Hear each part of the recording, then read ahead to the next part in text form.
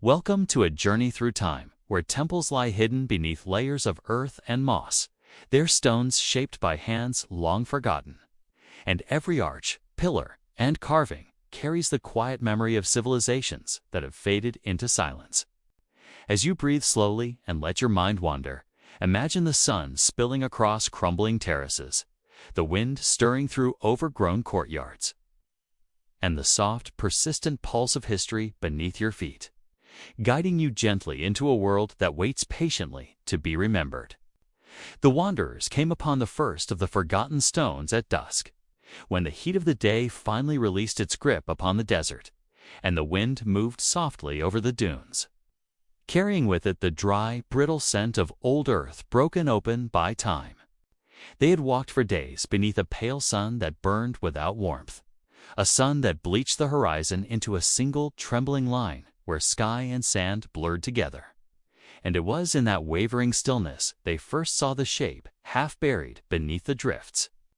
The stones rose in uneven fragments from the sand, as though the earth itself had tried to swallow them whole and failed, leaving edges of carved pillars and broken walls exposed like the ribs of some enormous creature left to weather centuries of wind. None of the wanderers spoke as they approached, for there was a kind of silence here deeper than speech, a hush so complete it seemed to thicken the air, as though the place itself demanded reverence for reasons lost long before their arrival. The wind shifted again, warm and carrying the faintest echo of dust sliding across stone, a sound that might once have been footsteps or whispers or prayers, though now it was only the restless movement of sand against the remains of a world long gone. Their feet sank into the dunes as they drew closer, the fine grains trickling into their footprints and erasing each step as though the desert preferred no record of their passing, as though the temple wished to keep its secrets unbothered by the living. The walls that remained were carved from a kind of stone unlike anything the wanderers had seen in villages or cities, a pale, cool gray that caught the last of the light and seemed to hold it in its surface, glowing faintly as the day retreated. Everywhere the marks of ancient tools lingered, lines too precise to be natural, curves too deliberate to be chance, yet the centuries had worn them soft, as though the wind itself had taken a chisel to their sharpness and left behind only the suggestion of meaning. They walked slowly among the fragments, moving through what must once have been a gate, now reduced to two leaning columns, the stone cracked but still upright, like sentinels who had watched through ages of dust storms and nights colder than memory. Beyond the gate lay an open space where the sand had drifted in deep ripples across the floor, and beneath those ripples the wanderers could feel through their boots the hard plane of something flat and deliberate, the floor of a place that had mattered. The air grew cooler as the sun slid lower, and a thin veil of shadow crept across the stones, turning their pale surfaces the color of ash. And with it came the scent of dust dislodged by their steps, dry as old parchment stored too long in silence. One of them knelt and brushed away the sand with careful fingers, the grains clinging briefly to the skin before falling away to reveal a carving worn nearly smooth, a curve that might once have been part of a face or a pattern or the edge of a word. The stone held its chill even after the heat of the day, and the fingertips traced it as though touch might coax some fragment of its story back into the world. But there was only the silence and the long breath of wind moving through the gaps in the walls. Shadows lengthened as they explored, each wanderer moving among the fragments like pale ghosts themselves, brushing aside centuries one handful of sand at a time, uncovering steps that led nowhere, altars without offerings, doorways without roofs above them. The temple had been built by hands that believed in permanence, yet the desert had taught those hands their mistake, had scoured away roof and floor and ornament until only the bones remained, and even those would one day sink beneath the shifting dunes. A hawk circled once above the ruins before vanishing into the fading light, its cry thin and distant, a single sharp sound swallowed quickly by the air, leaving only the low hiss of the wind weaving itself through hollow windows and broken corridors. Night approached without hurry, the sky deepening from blue to violet to the first soft gray of stars barely visible against the last light. And still the wanderers moved among the ruins, their lanterns unlit, as though fire would be too loud for this place. They found a slab of stone, half buried, near what might have been the center of the temple, its surface carved with lines too faint to follow. And when they brushed away the sand, the setting sun caught in the grooves and turned them briefly to gold. The lines formed shapes they could not read, perhaps words, perhaps only the suggestion of meaning now lost. But as the light traced each curve and corner, it seemed for a heartbeat, as though the temple itself remembered what had once been prayed here. The air cooled further, carrying the first hint of night's desert chill, and the wanderers gathered near the largest of the fallen walls, where the sand had piled itself into a slope, the stones holding their day warmth even as the wind grew sharper. They did not speak of the place aloud, for there was a sense here that voices might wake something better left dreaming, that the ruins existed now in a peace too deep for language to cross without breaking. One of them uncovered what might have been the edge of a staircase leading downward, but the steps vanished quickly into sand packed hard as clay. Centuries pressing down so firmly the passage seemed sealed by time itself rather than weight alone. They stood around the buried steps as the first true stars brightened overhead, silent beneath the wide, darkening sky, and the wind curled through the ruins with a sound like breathing, slow and steady, the exhale of a world too old to rush. When the moon rose, pale and thin above the horizon, it silvered the temple fragments until they looked less like stone and more like the bleached remains of some great creature left where it had fallen, ribs and spine gleaming under the cold nightlight. The wanderers lay their packs near the leaning wall and lit a single small fire, its glow reaching only as far as the first broken columns. Leaving the rest of the ruins in darkness, shapes half-guessed among the deeper shadows beyond the circle of warmth. The smell of smoke curled upward, mixing with the dry breath of the desert, and the flames cracked softly, too small to challenge the immensity of the night, serving only to remind them of their own brief warmth, amid the chill of stone and time. They ate little and spoke less, the ruins surrounding them like the memory of a language none of them could understand. A language written in stone and sand and silence. A language the wind had been reciting for centuries to no one at all. The stars brightened until the sky was thick with them, and the fire sank lower, and the temple walls held their shadows like old thoughts. And the wanderers slept at last against the cool stone, the dust of centuries shifting softly in the night around them. Morning came softly to the ruins, carrying with it the cool breath of a desert that had not yet surrendered to the sun. The pale light settling upon the broken walls and buried stones, like a hand smoothing wrinkles from an ancient page. The wanderers stirred slowly, rising from their bedrolls with the stiffness of those who had walked long miles and slept upon unforgiving earth. Their breath visible for a moment in the chill before the first warmth of day began to spread across the sand.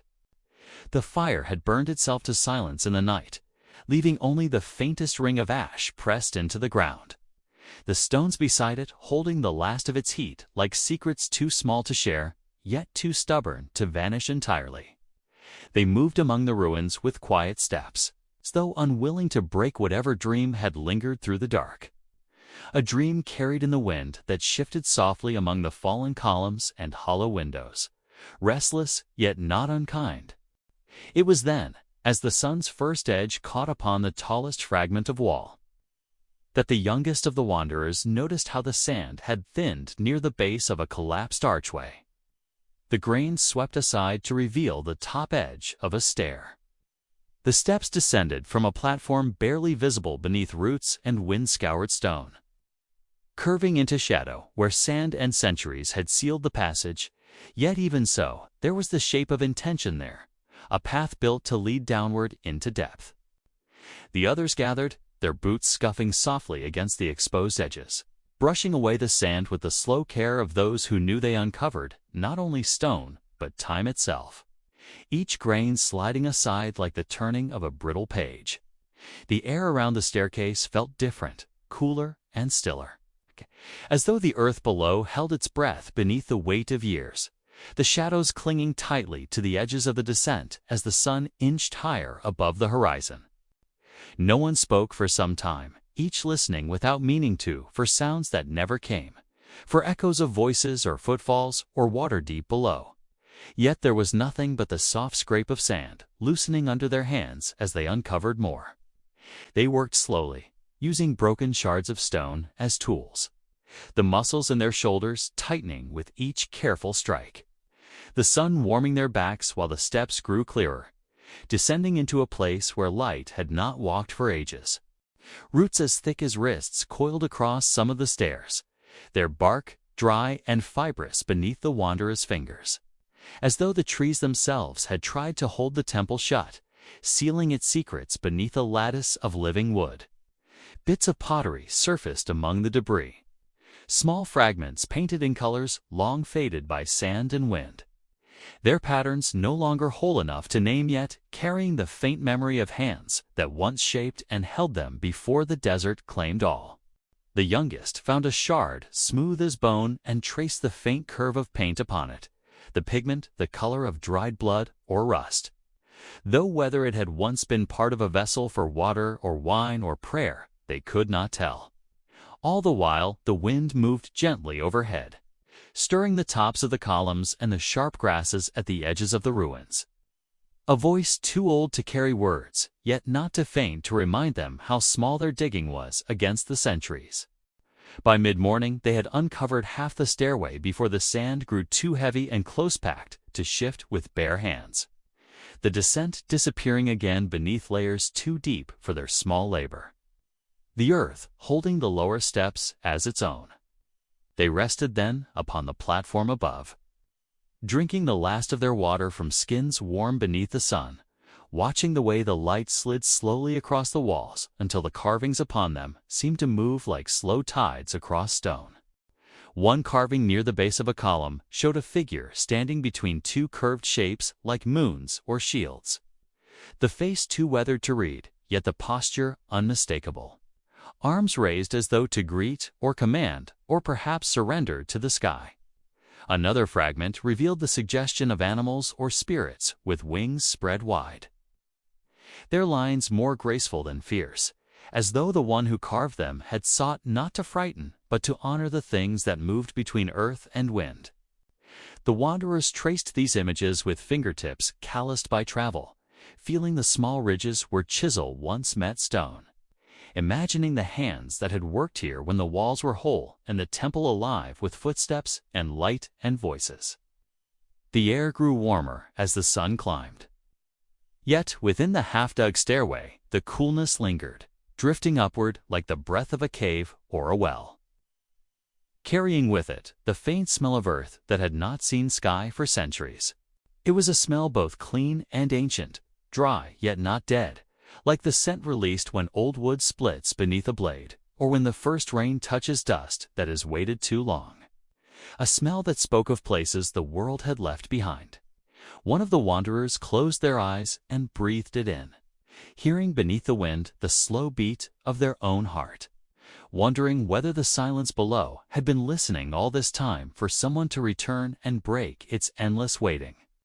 But the stair remained sealed where the sand packed tight and heavy, the darkness beneath unbroken, the roots wound thick across its edges, as though the earth itself had chosen to keep whatever lay below wrapped and sleeping.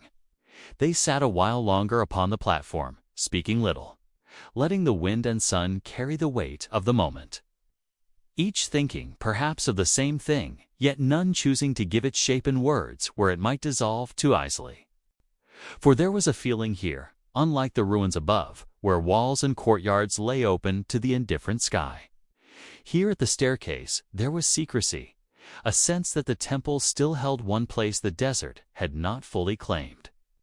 A lizard moved across the warm stone, its tail drawing small shapes in the dust before vanishing into a crack near the platform's edge, and the wanderers watched it go, as though it alone knew the passages they could not yet reach. By afternoon the light had grown harsh upon the open ground, the air shimmering above the sand beyond the temple walls. Yet within the half-dug stairwell, the shadows pooled thicker, clinging to the edges where the last steps disappeared from sight. They covered the opening lightly with branches and loose stones before evening, not to seal it entirely, but to keep the drifting sand from undoing their work overnight, the wind already carrying new grains like ours, ready to be laid upon the old. When the sun slid westward again, throwing the long shadows of the ruins toward the dunes, the wanderers sat with their backs to the leaning columns, the days digging behind them, the unanswered darkness below, waiting without impatience for another day. As twilight returned, the first stars appeared above the temple's broken walls, sharp and cold in the deepening blue, and the wanderers made a small fire once more, its smoke drifting upward to join the night wind threading softly through the stones.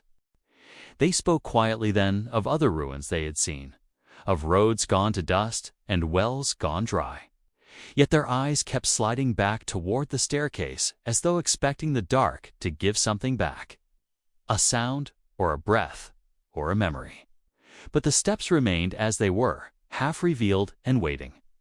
The night settling gently across the ruins until firelight and starlight alone held the temple in their narrow glow, the rest sinking slowly into shadow and the slow breath of the wind. And when at last they slept, the half-buried stair lay silent beneath the branches and the rising moon, keeping its secrets as it had through every night before. While the desert moved softly around it, patient as only sand and time can be. The morning rose pale and slow over the dunes, the sky paling from deep blue to the faintest gold, where the horizon bent itself above the sand. And the wind carried the night's coolness away, as though folding up a dream before the day could begin. The wanderers stirred beneath the broken columns where they had slept, the stones still faintly cold against their backs. The air holding that brief hour of stillness between darkness and heat when the desert seems to hold its breath in expectation. Their small fire had gone out in the night, leaving behind the faint white of ash and a single piece of wood burned through its center but not its edges, like the memory of warmth too slight to survive the coming sun. They rose with slow movements, shoulders stiff from sleep, upon stone, boots carrying the sand from the night before as they crossed toward the open spaces within the ruins, where the first light struck uneven walls and scattered pillars without pattern or order. Beyond the platform of the half-buried stairs stretched a broad courtyard, its floor swallowed by rippling dunes, yet bounded on all sides by fragments of walls where carvings peeked through the sand as though reluctant to give themselves entirely back to sight. They stepped carefully among them, the wind combing their footprints smooth behind them, the sunlight climbing slowly over each fallen block until the walls threw long, thin shadows across the open space where nothing now moved but wind and pale drifting dust. It must once have been a place where voices gathered, where footsteps crossed from one side to another beneath banners or archways. Yet now, the air held only the faint whistle of wind moving between broken corners and the occasional creak of roots shifting in the heat. A cracked basin lay half-filled with sand near the center, its edges carved with patterns long since worn soft. A circle that might once have held water or fire or offerings, now holding only the weightless dust of years sifted through silence. The wanderers brushed their fingers across its rim, feeling the heat beginning to gather on the stone.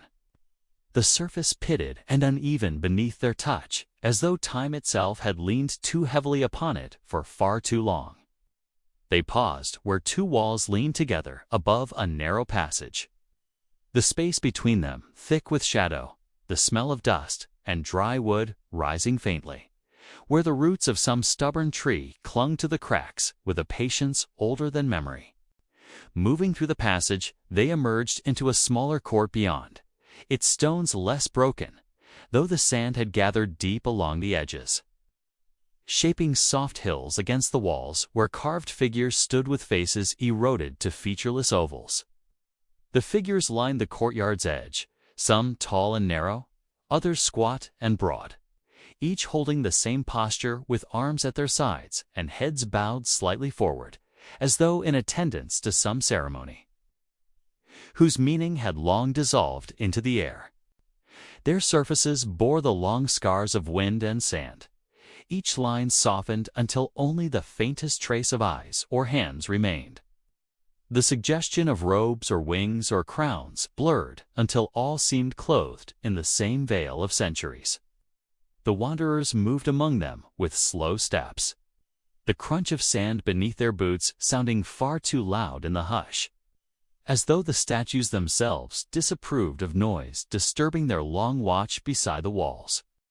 One figure leaned forward where its base had cracked, its headless shoulders bent as though in weariness. A single line of lichen tracing green along the hollow where its face had once gazed upon the courtyard below. The wind moved again through the passage behind them, carrying the dry rattle of leaves from a tree whose roots clung stubbornly to the ruin's edge. The sound scattering across the open space like faint applause for an audience long gone. Near the far wall lay fragments of colored stone that might once have formed a mosaic floor, the tiles scattered in patterns no longer whole, red and blue and white, glinting faintly where the sand had not yet claimed them entirely. A few bent to trace the shapes, brushing away grains to see whether the pieces still fit together. But the image they formed was too broken, the tiles missing like words erased from a sentence too large to ever read again. They sat for a time along the wall where shadow pooled, the sun rising higher above the walls until the courtyard lay divided sharply between bright heat and the coolness, lingering against the stone's base. One filled a small cup with sand and let it fall slowly through their fingers, watching it scatter across the ground where it joined the endless drift that had buried walls and altars and even entire doorways in its slow, patient tide. The air thickened with warmth as the morning passed, carrying the dry taste of dust upon every breath, until the smell of heat itself rose from the stones, sharp and metallic like iron left too long beneath the sun. Still the statues waited along the walls, their eyeless faces turned slightly downward as though seeing something below the sand. Some ceremony or prayer still unfolding beneath the surface where time itself had been smothered. The wanderers circled the courtyard slowly, tracing the outer walls where carvings peeked through patches of shadow, lines and curves worn shallow, yet still catching light where the sun leaned across their edges at certain angles. Some showed shapes of animals or birds with wings outstretched. Others carried the faint geometry of spirals and circles, patterns repeating until the stone gave way to cracks where roots and vines had forced themselves through like veins upon aging hands. At the center stood the remains of a pillar, broader than the rest, its top broken unevenly, yet still rising above the sand as though marking the heart of whatever gathering had once filled the space with life and sound and movement.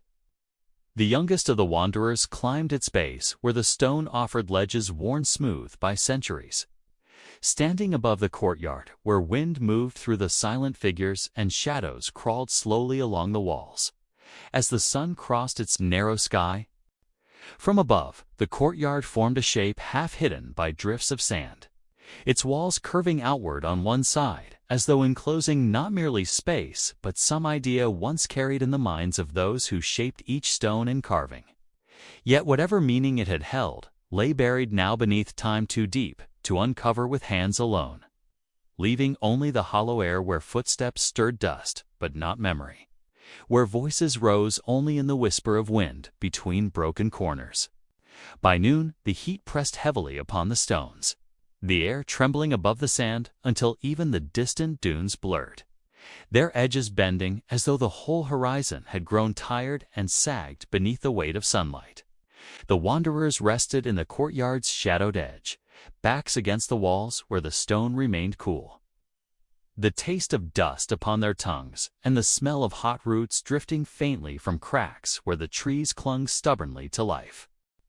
They spoke little, 4 words felt strange here, too sharp for a place where everything else had softened the walls rounded by wind. The statues bowed beneath time, even the air itself thick with warmth that slowed every movement to quiet gestures.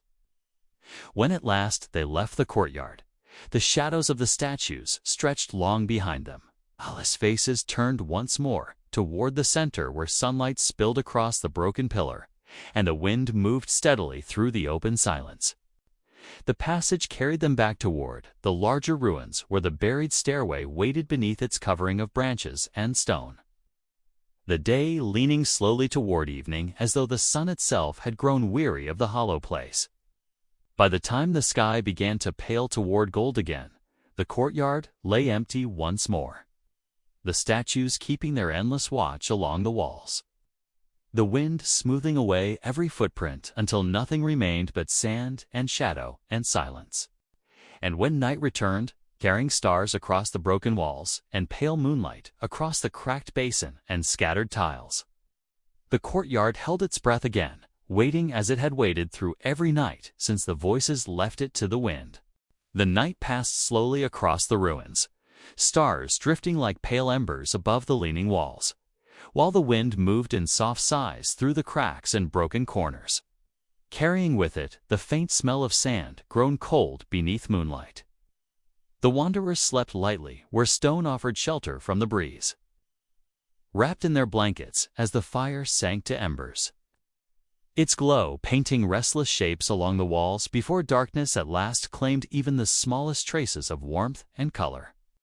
When morning finally stirred, it came first as a gray stillness sliding across the dunes, a thin veil of light before the sun itself rose, touching the tallest stones with pale gold, while the rest of the ruins lay in half-forgotten shadow. The air smelled of dust and ash and faint desert blossoms blooming unseen somewhere beyond the walls, carrying sweetness so thin it seemed borrowed from another place entirely. A reminder that even the driest lands held life in small, hidden pockets. The wanderers rose quietly, stretching limbs stiff from cold, their breath clouding faintly in the early chill as they moved among the walls with the slow care of those who felt the day itself should not be woken too abruptly. It was then, as the sun's first edge reached across the courtyard toward the far wall, that the faintest shimmer of color stirred beneath centuries of dust and shadow, the light catching upon something that should not have been there at all. They brushed aside the clinging sand with careful hands, fingertips tracing the rough surface where paint clung in stubborn fragments, revealing beneath the gray dust a thread of blue, so faint it seemed woven of sky rather than pigment. More colors followed as they worked, ochre and red, and the dull gleam of black lines crossing pale plaster. The shapes hesitant at first, as though uncertain of being seen after so long in the dark silence of the ruins. The wall revealed itself slowly, each handful of dust carried away by the wind, until the outlines of figures and faces began to emerge. Some whole enough to recognize, others broken where time had split the plaster into uneven islands of color. The first mural showed a procession moving toward a shape like the temple itself. Painted in ochre walls and red doors, the people drawn with long, delicate limbs and bright garments flowing like water around them as they carried bowls and banners and curved instruments. Faces turned upward toward a sun painted as a great golden disk above the temple's roof, its rays spreading in careful lines that reached across the entire wall. Though much of its brightness had peeled away in fragments scattered across the ground below, the wind stirred faint trails of dust as they traced the lines with their eyes, the figures moving silently across the plaster as though frozen mid-step, the long procession carrying its offerings toward the heart of a world now reduced to broken stone. Beside the first mural stretched another, the colors more faded, showing perhaps the same temple at night beneath a sky painted in deep blues and whites, where stars hung like beads upon dark threads. The people gathered around fires shaped from curling red lines. One wanderer knelt before this wall, fingertips resting lightly where the paint had cracked into 1,000 tiny islands, yet still held the outline of a musician seated beside the flames, hands raised toward an instrument no longer whole. The sound of wind through the ruins filled the silence where music had once lived. the soft hiss across broken walls becoming for a moment the faint memory of flutes or strings or voices carried upward toward the stars painted above. Further along the plaster, they found hunting scenes or perhaps rituals of another kind. Figures chasing deer or birds with long spears. Their bodies painted in sharp lines of black and red that blurred now into the faint rust-colored dust clinging to the cracks. Each image carried the weight of lives once lived here, of days when the walls themselves glowed with firelight and the air smelled. Not of emptiness, but of food and smoke and bodies pressed close together beneath the rising night. The sun climbed slowly as they studied each mural, its warmth spreading across the walls until the colors brightened briefly before beginning to pale again beneath the harshness of the light, as though meant only for the gentler hours of dawn and dusk. One panel showed water flowing in curved lines of blue and white toward fields of green squares, where figures bent with tools in their hands. Though the desert now stretched in every direction, the riverbeds long since gone to dust and silence. The wanderers touched these fragments with reverent fingers, the paint flaking beneath the lightest pressure, the air smelling faintly of heated stone where the sun pressed harder against the wall with every passing moment of morning. They stepped back to see the murals whole, though many were broken by missing sections where plaster had fallen away, leaving gaps like silence between words, sentences too fractured to read, yet carrying a rhythm felt rather than understood. Along the lowest edge of one wall, almost hidden beneath a drift of sand, they uncovered the shape of animals moving in single file toward a pool of blue, antelope or cattle or creatures no longer known. Their outlines softened to ghost-like traces. The wind shifted again, carrying a thin veil of dust across the paintings, so that the figures seemed to move behind it. Procession and hunt and river, all flowing faintly beneath the pale curtain before the air cleared once more. In the farthest corner of the chamber stretched the largest mural of all, though much of it had been lost to time, showing what might have been the temple's interior, glowing with firelight and tall pillars painted in long vertical strokes of red and gold. Here figures knelt beside an altar carved in careful detail, its edges gleaming with bright colors now dulled by centuries. The offerings upon it, small pyramids of fruit or grain or fire itself, rising toward a sky painted in sweeping circles above. One wanderer thought they saw faces in the smoke curling upward, shapes half-formed among the fading pigments where perhaps the painters once imagined gods or spirits bending down through the haze toward the offerings below. But the paint had cracked deeply here, entire pieces fallen in brittle sheets across the floor, so that only fragments of faces remained. A single painted eye staring from the dust where once a whole divinity had perhaps looked down upon worshippers. The air inside the chamber grew warm as the day advanced, the sunlight pressing through narrow gaps in the walls, so that stripes of gold crossed the murals like slow-moving sundials, measuring the hours upon paint already carrying centuries within it. The wanderers sat along the edge where shadow lingered longest, drinking the last of their water while the colors upon the walls seemed to pulse faintly in the heat, as though holding to the memory of firelight and voices even now. They spoke softly of what the murals might mean. Whether the river once painted across the walls still ran somewhere beneath the dunes. Whether the stars above the temple had been drawn from real skies, or imagined ones now long forgotten. One suggested the painters must have worked in silence to hear the wind carry their own breath across the plaster. Another thought there must have been music while the colors were mixed and spread, yet the walls themselves offered no answers at all. By afternoon, the brightness upon the murals dulled as the sun leaned westward, the colors retreating back into the walls until they seemed again part of the stone itself, faint and brittle as pressed flowers hidden between pages too long unopened. The wanderers left the chamber slowly, glancing back once at the largest mural where the altar glimmered faintly in the last sunlight, the painted faces above it breaking apart along the cracks where no eyes now watched from the shadows. When evening finally came, the wind moved softly through the ruins, carrying dust across the walls so that the figures marched once more behind veils of gold and gray, the colors fading with the day until only the silence remained. And when night rose above the temple, the murals waited beneath the stars as they had for centuries, their rivers and fires and faces sleeping again beneath the slow breath of darkness and the endless patience of stone and sand. The rains had come softly in the night, laying a cool film of water across the earth, so that the morning rose shrouded in drifting mists, its light muted and warm as though the sun itself had wrapped its face in silk. And the wanderers felt the ground yield beneath their feet with every step as the forest welcomed them deeper into its green. Secret Heart. They moved along paths no one had named in centuries, paths where the roots curled like old knuckles across the soil, and the air held the weight of 1,000 unspoken memories, every leaf trembling with droplets that caught the dim glow of morning like fragments of glass. And somewhere above, birds sang from hidden perches in voices both haunting and clear, as if echoing some hymn carried through centuries of rain-soaked days.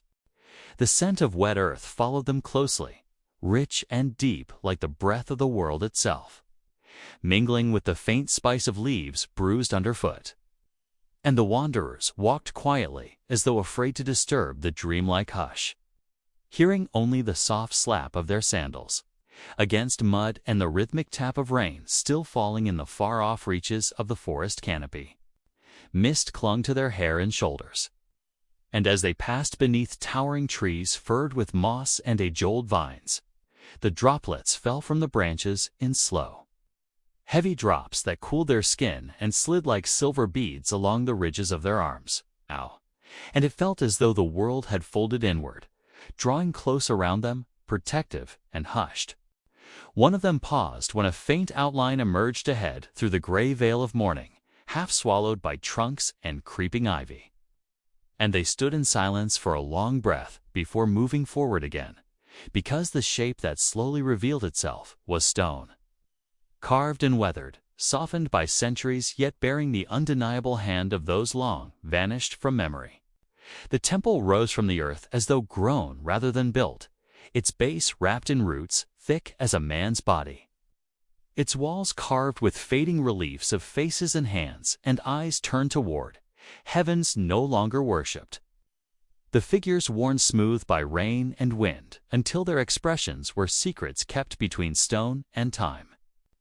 They approached slowly, reverently, the air around the temple dense with the smell of wet lichen and the metallic temps of rain-slick rock.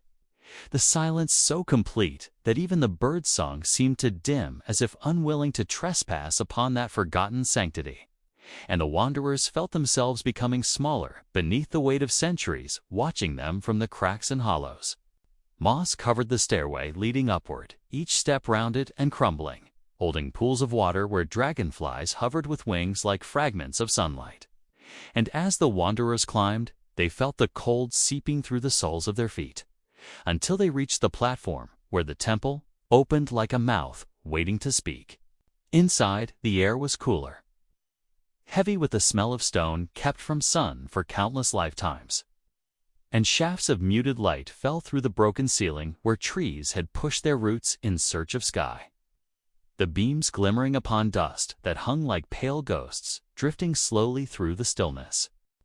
Their eyes followed the carvings along the walls, where time had blurred the scenes, yet left hints of what once mattered, lines of dancers holding hands around fires long extinguished, hunters carrying spears tipped with stars, kings or priests or dreamers standing before shapes of sun and moon whose meanings were now shadows of lost tongues. They moved without words because words felt brittle beneath such silence, the soft scuff of their steps rising to the hollow vault above like offerings to whatever spirits might linger here. And as they traced their fingers along the damp stone, the carvings crumbled faintly beneath their touch as if sighing into dust.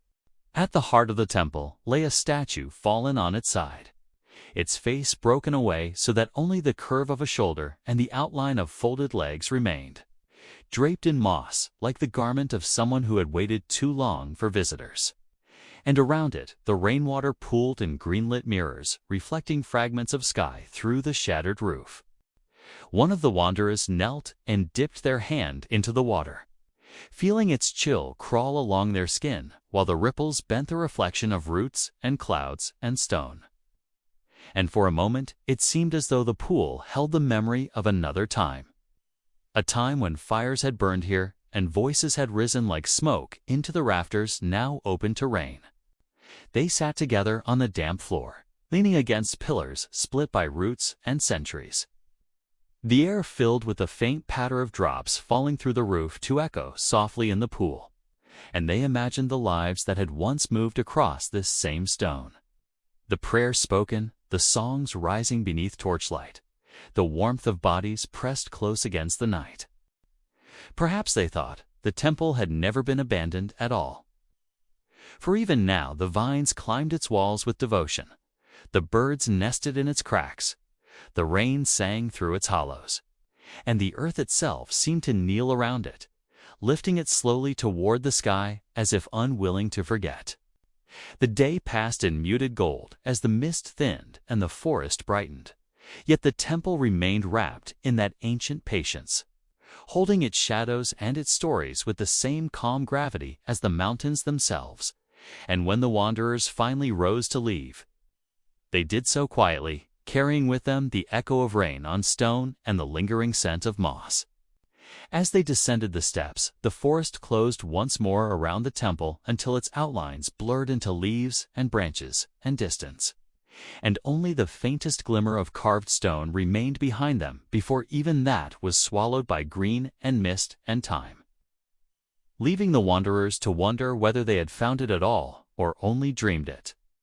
And when night came, heavy and deep with stars burning through the clearing sky, they lay beneath the trees where the air smelled of rain-soaked wood and blooming night flowers, and the memory of the temple drifted through their thoughts like smoke from a fire long cold, shaping dreams where the carvings spoke again in voices of water and wind. The morning began with a haze rising from the damp earth where the wanderers had slept, their cloaks heavy with the cold dew of night. And the air carried the scent of wet grass and smoke from the small fire that had burned itself into silence before dawn arrived. They moved slowly, as though the weight of so many distances pressed gently upon them, gathering their belongings beneath the pale light while the wind drifted along the edges of the hills with a sound like breath escaping the long, slumbering earth itself. The sun had not yet reached the valley floor when they set out. Their footsteps muffled by the soft ground, and the sky above remained dim and wide, as though the day hesitated before lifting itself fully from the horizon's quiet embrace. Here the air tasted faintly of rain, though none had fallen, carrying with it the cool perfume of unseen rivers winding somewhere beyond the ridges. And the travelers breathed it in slowly, as though it carried secrets from places they had not yet reached. The trail before them narrowed into a passage where stone rose on either side, its surfaces streaked with dark moss that felt cold and rough beneath the hands they placed against it to steady themselves on the slippery ground. Somewhere water dripped from high above, falling in intervals that echoed softly through the passage like a clock keeping time for a world where no one hurried anymore, each drop ringing against the hollow rocks before vanishing into the pools beneath their feet. The air cooled sharply as they descended, the kind of cold that wrapped itself not just around the skin but seemed to reach inward toward the bones, carrying with it the smell of minerals and the faint metallic taste of hidden springs flowing beneath the earth.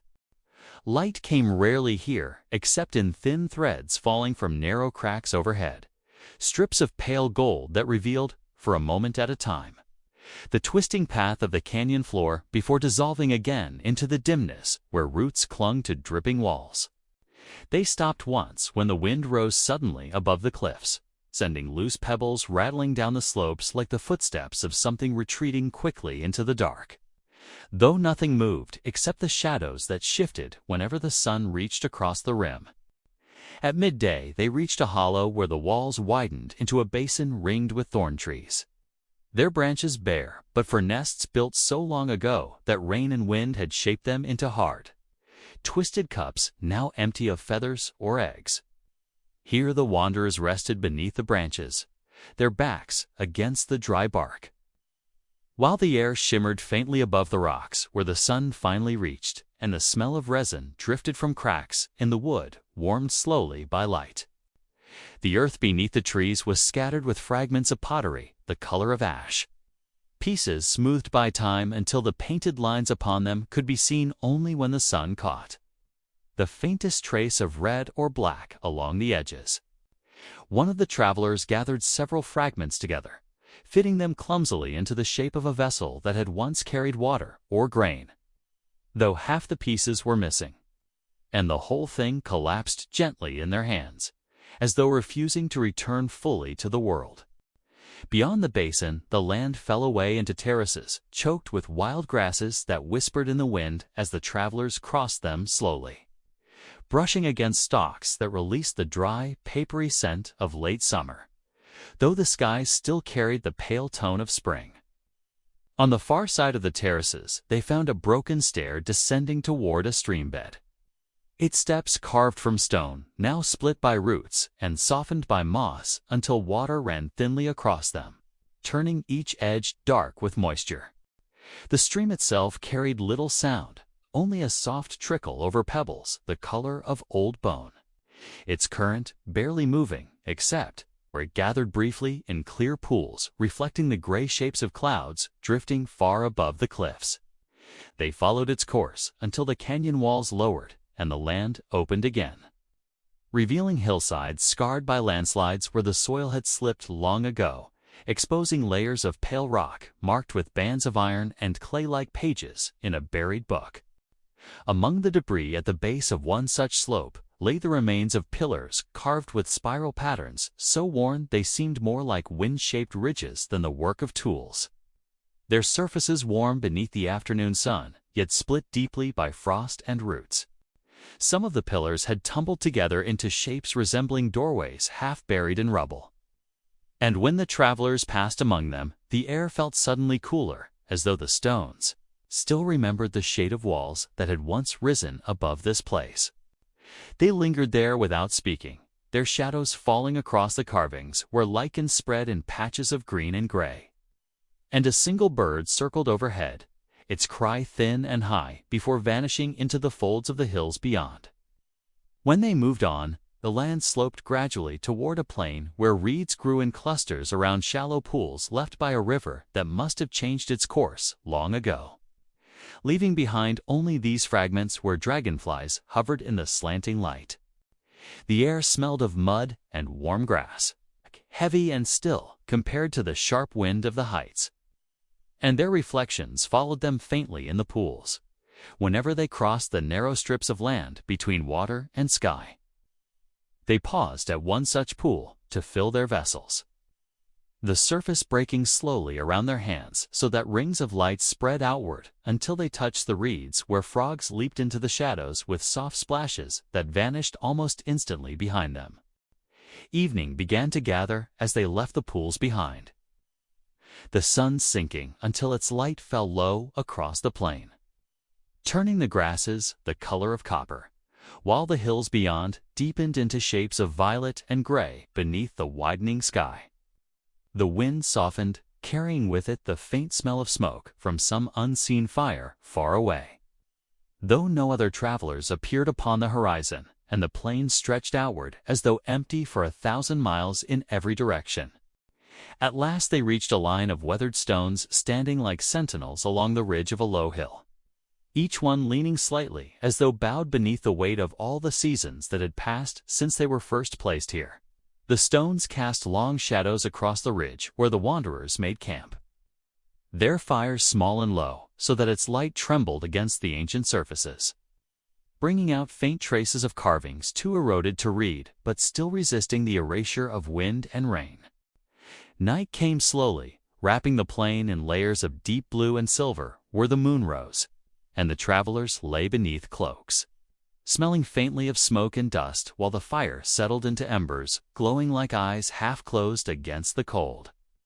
The wind moved softly among the grasses, carrying with it the dry rustle of seeds and the far-off cry of night birds circling the pools they had left behind, and the earth seemed to breathe evenly beneath the weight of stars gathering above.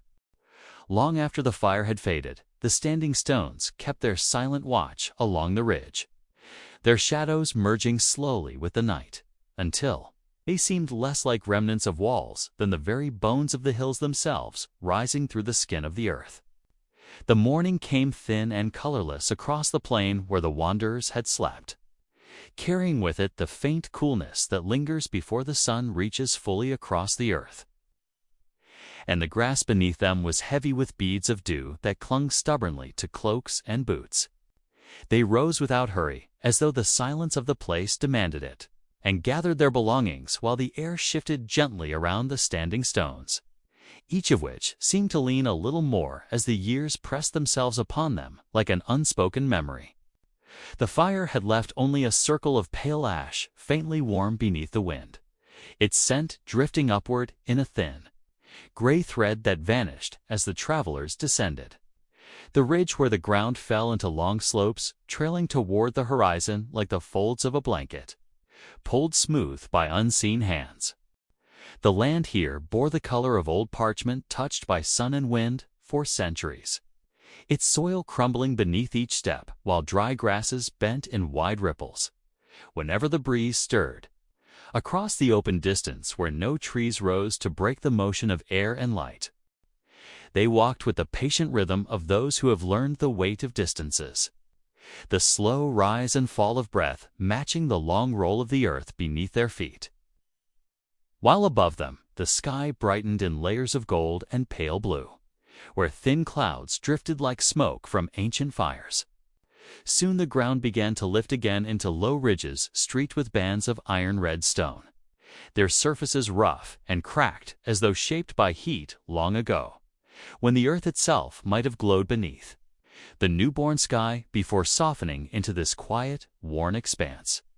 The path narrowed among the ridges, where the wind gathered into low voices that threaded through the stones, carrying with it the dry smell of dust and the faint sweetness of flowers growing in the shadows of cliffs where soil had gathered in dark crevices. Once, when the wind shifted, they caught the faint scent of water somewhere ahead, sharp and metallic like rain upon hot rocks. Though the land remained dry beneath the long reach of the sun that now climbed steadily toward its noon height, they followed the smell across the ridges until the path opened suddenly upon a hollow where a spring rose from beneath, a fractured slab of stone spilling across moss-dark rocks into a shallow basin where dragonflies drifted above the glinting surface. The water carried a coolness that spread slowly into the air around it, and the travelers knelt beside the basin to drink, cupping the surface where light and shadow wavered together, before scattering outward in soft ripples against the stones at its edge. One of them traced the cracks in the rock where the spring rose, following the dark lines upward until they disappeared beneath an outcrop above which a tree leaned crookedly toward the light, its roots gripping the stone like a hand refusing to let go. Here the earth smelled of water and leaves, a sharp contrast to the dry wind beyond the hollow. And for a moment they lingered in the shade while the spring murmured softly, as though telling stories from beneath the ground where no one could follow. When they left the hollow, the sun had already crossed its height, laying the ridges in harsh light where every shadow fell sharply along the rocks, and the air quivered faintly with heat that blurred the far distances into waves of silver and pale gold. The land beyond descended into a wide valley where the earth flattened into hard pan streaked with white salt like frost lingering after the memory of water had vanished. And the travelers crossed it slowly, the silence here so complete it pressed upon the ears like weight. Even their footsteps seemed muted as though the valley swallowed sound before it could reach the air. And above them, the sky arched without a single bird or cloud, a stillness so deep it felt as though time itself paused while they crossed its center. At the far edge of the valley rose cliffs the color of ash and rust, where the wind had carved long vertical grooves, as though rain had once fallen here for 1,000 years before the clouds vanished forever beyond the horizon's reach. They climbed toward these cliffs along a path strewn with fragments of stone fallen from above, each piece shaped sharply by the sun, and wind until the ground cut faintly against their boots and the air smelled of dust scorched by the days-long heat. Among the cliffs, they found a passage so narrow they had to move single file, their shoulders brushing the stone on either side. Its surfaces cool and rough, where light reached only in thin spears from far above, where the sky appeared like a narrow river of pale blue. The wind here whistled softly between the walls, carrying with it a deep, dry chill that felt as though it rose from the stone itself rather than the air. A breath pulled from caverns lying unseen beneath the weight of the cliffs. They followed the passage until it widened suddenly upon a ledge overlooking a basin where ruins sprawled beneath the cliffs. Half buried in sand and shadow, their walls broken into jagged lines that caught the light like old bones rising through the earth's skin. The basin held no sound except the wind moving faintly among the walls where arches leaned drunkenly above courtyards filled with drifting sand. And the air here smelled of dust and the faint sweetness of wild sage growing among fallen stones. The travelers descended carefully along a path cut long ago into the cliffs. Its steps cracked and uneven, but still holding the shape of hands that had carved them when this place had lived, with voices and smoke and the bright ring of tools upon stone. At the basin floor, the air cooled sharply where the sun could not reach beyond the high cliffs. And their footsteps stirred thin echoes among doorways where no doors remained. Only dark thresholds opening upon rooms filled with collapsed beams and the faint smell of dry earth. They passed beneath an arch where carvings clung faintly to the stone, shapes worn almost smooth, yet still holding the curve of wings. The outline of eyes, the suggestion of faces staring outward from a time whose language had vanished like breath upon glass. One traveler touched the carved surface lightly, fingers moving across its ridges, as though the stone itself might remember. The voices that once rose here in smoke-filled evenings, when firelight painted the walls with color, now lost to wind and sun. Farther within the ruins, they found a courtyard where a single tree grew from the center, its roots breaking the pavement into uneven islands of stone, while its branches spread against the sky where birds now circled above the cliffs in widening spirals of shadow. Beneath the tree, the ground was littered with fragments of painted tiles, the color of deep water and smoke.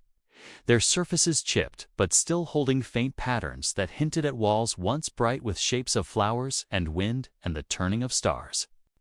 One of the travelers gathered several tiles and fit them together, until a single curling vine emerged across their surfaces, leaves spreading outward before the image broke again into pieces that would never fully return to what they once were.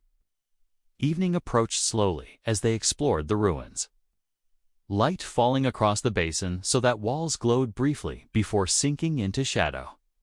And the air grew cooler, carrying with it the smell of dust lifting beneath the first movements of night wind. They built no fire when darkness came, only lay among the broken walls where stars rose above the cliffs like sparks drifting from some unseen forge, their cold light gathering upon the stones where carvings and roots and silence shared the long hours together. The ruins slept beneath the moon as though waiting for voices that would never return, while the wanderers closed their eyes among the walls. The earth's breath moving softly through the hollow places where time itself seemed to pause and listen.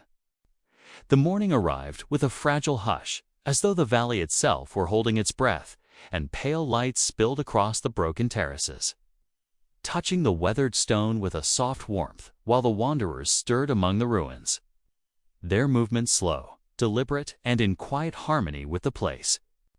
They rose from the stones where the night had left them, feeling the lingering coolness of moss and soil against skin and clothing. And the air carried the faint, sweet fragrance of damp earth mixed with the mineral temps of rain-soaked stone, while distant cliffs shimmered faintly under the first light. The ruins seemed to breathe beneath the fragile sun, walls and arches glowing softly as if remembering centuries of life, and the carvings upon their surfaces caught the pale illumination in fleeting glimmers, telling stories in the subtle rise and fall of the etched lines where hands long vanished had worked. The wanderers moved carefully across terraces softened by centuries of wind and rainfall, their boots stirring dry grasses that released tiny clouds of scent into the air, while the sun, climbing slowly, pooled golden warmth in every hollow and crack along the broken stones. A thin stream wound through the valley below, its water glinting silver where sunlight caught the surface. And the travelers paused to trace it with their hands, feeling the cold rush of water against fingers and the smooth stones beneath, each ripple a gentle echo of time flowing quietly onward. Along the stream, reeds swayed with the breeze, their long leaves brushing against stone and skin alike, releasing the subtle green perfume of river and earth. And birds drifted above in slow, high arcs, their distant calls threading through the quiet like delicate, wandering notes of an unseen song. They followed the water upstream, where the valley narrowed, cliffs rising on either side and etched with the slow fingerprints of wind and rain. And shadows lingered in the hollows where sunlight touched only briefly, the air carrying a coolness that spoke of hidden caverns and deep, patient stone. Among the terraces, delicate wildflowers sprouted in the cracks between stones, petals still wet with dew, and the wanderers knelt to touch them lightly, inhaling their faint sweetness mingled with moss, stone, and the quiet tang of the stream, sensing in these small blossoms the persistence of life amid centuries of stillness. They discovered a chamber set beneath a fallen roof, where roots had grown through the walls and climbed across the floor, and the air inside was cooler, scented faintly of damp earth and resin, carrying the memory of rain and sun that had shaped the ruins long before the wanderers arrived. Sunlight spilled through gaps in the stone above, illuminating the carved walls in fleeting shafts of gold and amber, and the travelers observed the faint traces of color reds, ochres, and muted blues that had stubbornly survived, their patterns suggesting dances, rituals, and figures whose stories had been pressed into stone by hands now vanished. They traced the carvings gently, feeling the ridges worn smooth by centuries of wind and rain, and beneath their touch, the stone seemed to hum faintly with memory, carrying the echo of voices and tools long gone, whispering of ceremonies, offerings, and the quiet rhythm of lives lived in devotion to the space. Beyond the chamber, the terraces opened into a broader hollow, where low walls and scattered stones marked the faint outlines of courtyards, their surfaces cracked and softened by moss and root growth, and the wanderers moved among them with tender reverence, aware that each fragment carried the weight of countless years.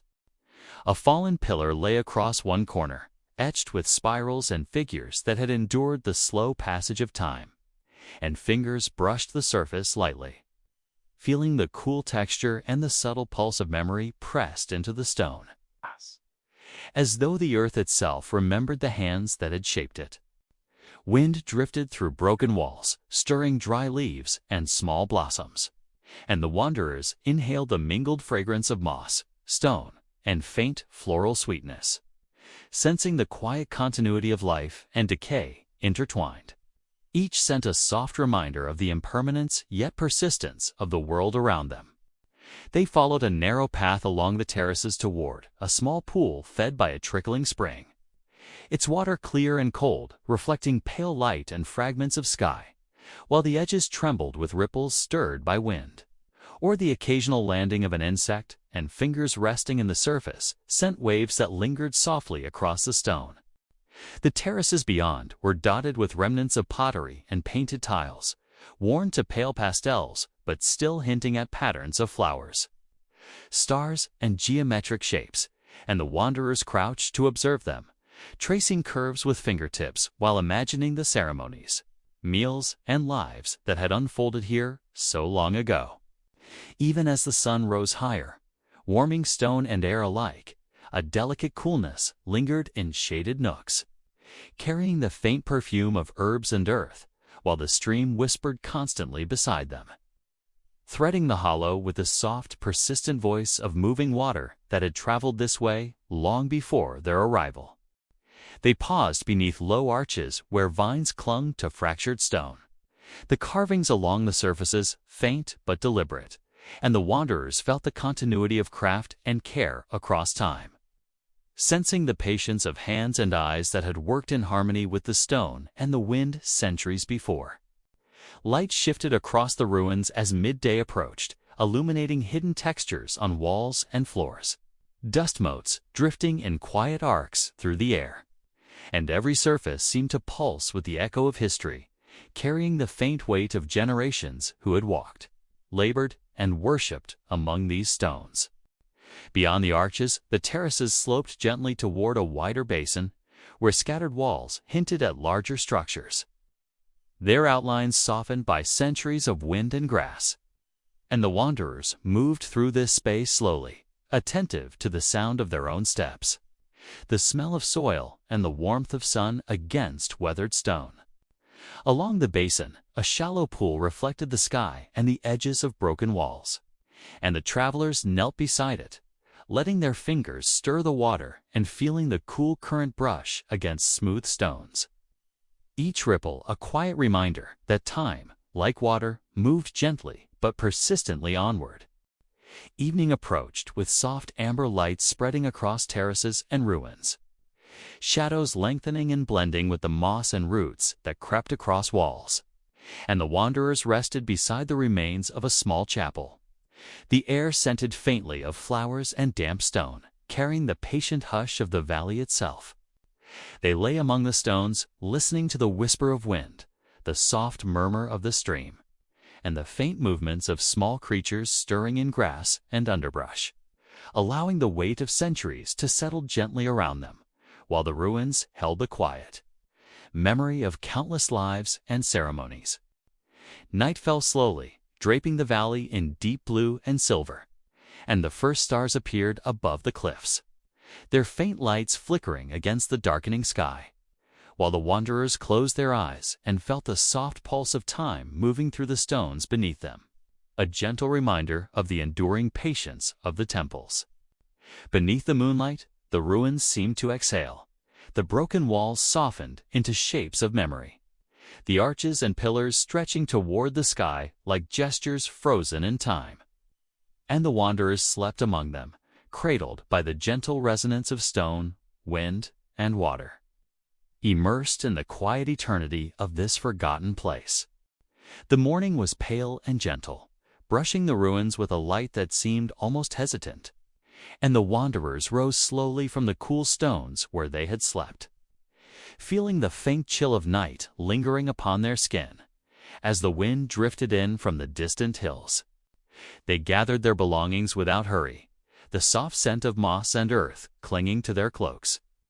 And as they stepped along the broken terraces, sunlight spilled unevenly through arches and collapsed roofs, warming the stone where roots had worked their way through the cracks.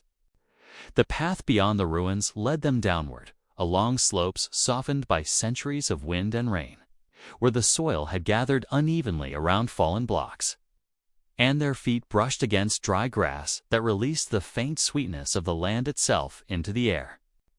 Here the landscape opened to a shallow valley where a thin stream ran quietly over smooth pebbles, its water reflecting pale clouds drifting slowly across a sky the color of washed linen. And the wanderers paused to trace the clear surface with their fingertips, feeling the cool rush against their skin. The air smelled faintly of wet stone and iron, and the sound of water mingled with the rustle of reeds at the stream's edge. Each movement soft and slow, as though the valley itself exhaled lightly beneath the weight of a sun moving steadily toward noon. They followed the stream along a winding path where low cliffs rose on either side, their surfaces etched by centuries of water and wind into shapes that caught the light in soft relief, and shadows lingered in hollows that seemed almost sacred in their quiet patience. Along the way, small wildflowers bloomed among the stones, their petals delicate and damp with dew, and the wanderers bent to touch them, the faint scent of blossoms mingling with the mineral temps of the cliffs and the green. living fragrance of moss spreading across the stones. The wind carried a faint hint of distant smoke, the air shifting slightly as if the valley itself breathed in the scent. And somewhere, a bird rose in a slow circle above the cliffs. Its call, faint and distant, threading through the quiet as though echoing from an age before the ruins existed.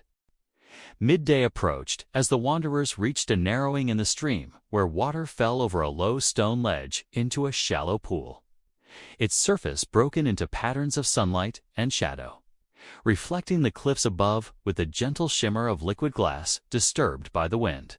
They knelt at the pool, letting their hands touch the cool water, feeling its movement ripple along their fingers, and the stones beneath, smooth and worn, pressed lightly against their palms as though carrying the memory of every drop that had passed over them across countless seasons.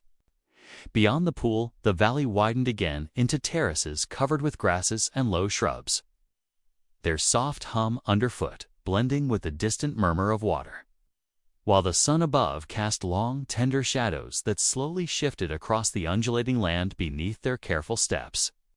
Among these terraces, fragments of walls appeared, blackened slightly by rain and sun, their surfaces broken and etched with carvings faint enough to suggest images rather than names, and the wanderers moved along them with quiet reverence, tracing lines with fingertips and absorbing the weight of time pressing softly against the stone. One corner of a wall revealed a partially collapsed chamber where roots had grown through the stone, twisting around the remains of what had once been a doorway, and inside, the air was cooler and scented faintly of damp earth and resin, carrying the memory of storms that had passed long before the wanderers arrived. Light filtered in through cracks above, illuminating fragments of painted walls where traces of color reds, ochres, and pale blues held stubbornly against the erasure of centuries. And the wanderers moved carefully, aware of the fragile persistence of history beneath their gaze. They paused beside a carved pillar that leaned slightly, its surface etched with spirals and faint figures. Feeling the cool ridges beneath their hands, and the stone seemed to hold a slow pulse of the earth's memory, steady and patient beneath the weight of their quiet presence. A gentle breeze drifted through the chamber, carrying with it the faint scent of wild herbs growing among the ruins outside, and the travelers inhaled deeply, sensing the mingling of life and decay, of continuity and loss, in every textured surface touched by sunlight or shadow. Beyond the chamber, the terraces descended toward another hollow where a wider stream cut through soft soil, its current slow and deliberate, reflecting the sky in fragments of silver and blue, while reeds trembled in its edges, releasing the faint perfume of earth and water into the warm afternoon. They followed this stream, careful to step lightly across smooth stones and soft patches of sand, feeling the cool brush of water against boots when they paused to adjust their pace. And the gentle murmur of the stream became a companion to their long, patient footsteps. The valley gradually deepened into a broader basin where scattered stones hinted at structures swallowed by soil, the outlines of walls rising and falling like the remnants of a sunken city. And the wanderers traced these shapes with eyes and hands, absorbing the quiet architecture of what had been. Among these ruins, low arches leaned against one another, their surfaces pitted and worn, while roots and vines clung to the cracks, carrying with them the faint, sweet smell of flowers pressed into earth and rain-soaked wood. And the wanderers lingered beneath them, feeling the space breathe softly around their bodies. Late afternoon came with the sun angled low across the valley, painting stones with gold and amber tones. And shadows stretched long across the terraces, the ruins themselves softened by light that seemed to melt across their surfaces, warming their skin while the air cooled gently beneath the cliffs. They paused beside a small pool at the foot of a broken wall, watching as the water shimmered faintly, reflecting the colors of the sky above and the dark green of reeds bending in the breeze. And they touched the surface, sending ripples that echoed softly across the stones. As evening approached, the wanderers moved toward a sheltering ridge where the last light lingered, the air thick with the scent of wet stone and dry grass, while the ruins behind them faded into shadows. Their forms softened into shapes that seemed almost like memories of a dream half remembered. They built a small fire beside the ridge, its warmth spreading gently across their shoulders and hands. While the stars began to appear faintly overhead, their light pale against the deepening indigo of the sky, and the ruins below waited silently, patient and eternal in the hush of night. Even as they lay to rest, the soft wind drifted through the valley carrying whispers of water, moss, and stone, and the weight of centuries pressed lightly around them, cradling their bodies in the quiet resonance of a world that had endured long before their arrival and would endure long after their passage.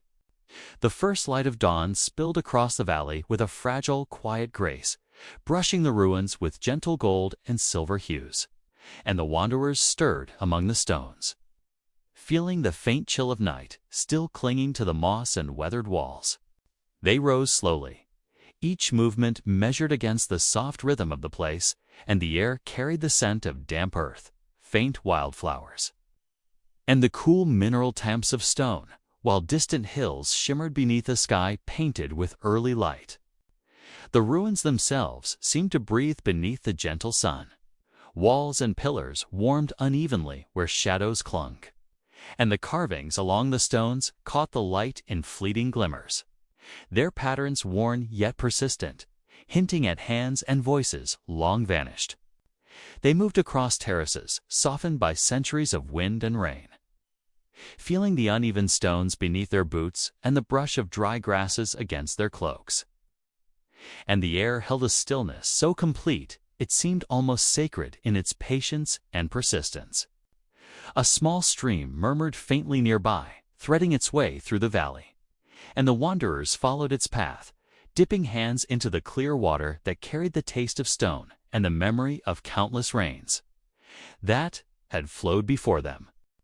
Along the banks, reeds trembled in the breeze, and the scent of wet soil rose softly to meet them, while occasional birds called in the distance, their cries high and thin, drifting through the air as though moving through centuries rather than moments of a single day. They paused beneath an archway where carved patterns curled in spirals and faint figures reached across the stone, and fingers traced the ridges lightly. Sensing the echo of hands long gone pressing shapes into rock with care and devotion that time could not entirely erase. Sunlight fell in thin shafts through gaps in collapsed roofs, illuminating dust motes drifting slowly through the air, and the wanderers watched them float in lazy arcs, their paths shifting gently with the breeze, casting fleeting patterns across carved stone and broken walls. Among the ruins, a single tree grew tall, its roots breaking through stone and soil alike, and its branches stretched toward the sky, leaves trembling in the wind while its trunk carried the faint scent of sap and moss, a living memory rising amid centuries of decay. They knelt beneath the tree, brushing hands along its roots and feeling the roughness of bark against the skin, the cool damp of moss clinging to the stones beneath, while the soft murmur of the stream nearby harmonized with the quiet rhythm of the ruins. A fallen pillar lay nearby, etched with spirals and faint depictions of figures, and one wanderer traced the shapes gently, feeling the ridges worn smooth by wind and rain, imagining the hands that had carved it and the lives that had passed beneath its shadow. The terraces led them gradually toward a wider basin where the ruins thinned into scattered stones, fragments of walls and remnants of courtyards now covered with wild grasses. And the wanderers moved among them with careful steps, attentive to the history pressed softly into every surface. Here, the sun reached fully across the valley, warming stones and soil alike, and the scent of dry grasses mingled with faint mineral traces from broken walls, while the sound of water trickling across stone echoed lightly as though marking the passage of centuries with gentle insistence. They paused beside a pool fed by a spring, the water clear and still, reflecting the sky above and the tops of the ruins around it, and fingers resting in its surface sent ripples outward that trembled softly across the reflection before fading into stillness once more. Across the basin, fragments of tiles and pottery lay scattered among the grasses. Their surfaces faded, but still bearing hints of color and pattern, and the wanderers crouched to observe them, tracing lines with fingertips while imagining the ceremonies, meals, and daily lives that had once unfolded here. The air was warm now, soft against their skin, carrying the faint, sweet scent of flowers growing among the stones and the gentle whisper of wind weaving through cracks in walls and branches. A quiet chorus accompanying the measured footsteps of those who explored so tenderly. They wandered among low arches, leaning walls, and broken steps, each surface holding the subtle imprint of generations, and the weight of memory seemed to settle lightly around them, a palpable presence that pressed softly without burden, like a lullaby whispered across centuries. Evening began to gather gradually as the sun dipped toward the horizon, painting stone and moss with gold and rose tones, and shadows stretched long across the terraces, while the ruins exhaled a gentle, timeless calm that seemed to settle into the wanderers' bones with each step. They found a low ridge to rest upon, overlooking the full sweep of the valley, and the air grew cooler, scented with damp stone, faint herbs, and the distant memory of water, while the sky deepened into shades of indigo and violet, dotted with stars that blinked slowly into existence. The ruins below seemed to absorb the last light. Walls and pillars softened into the shapes of memory, and the wanderers lay quietly among the stones, the cool air against their faces carrying the subtle sound of leaves, the murmur of the stream, and the gentle pulse of the earth itself beneath. A thin wind stirred among the broken walls, lifting dust and dry petals, the motion almost musical in its softness, and the wanderers closed their eyes beneath the widening sky, feeling the slow rhythm of centuries beneath them, the patient endurance of the temples, and the gentle whisper of time passing without haste. Night settled fully, draping the valley in deep blue and silver, while the stars above scattered light like delicate fire across the ruins. And the wanderers breathed in the quiet, inhaling the smell of earth and stone and moss, allowing the weight of history to rest gently upon their hearts. Even as they drifted toward sleep, the ruins held them softly, a world untouched by urgency, where stone, wind, water, and light intertwined with memory, carrying the presence of lives long gone and the subtle, enduring whisper of hands long forgotten, shaping a world that would endure beyond their passage. And beneath the moonlight, the temples, weathered and patient, rose quietly from the earth, their forms softened into shadows and memory, while the wanderers slept among the stones, the air carrying the faint pulse of time itself, and the valley, the stone, and the wind waited with them in tranquil, eternal hush.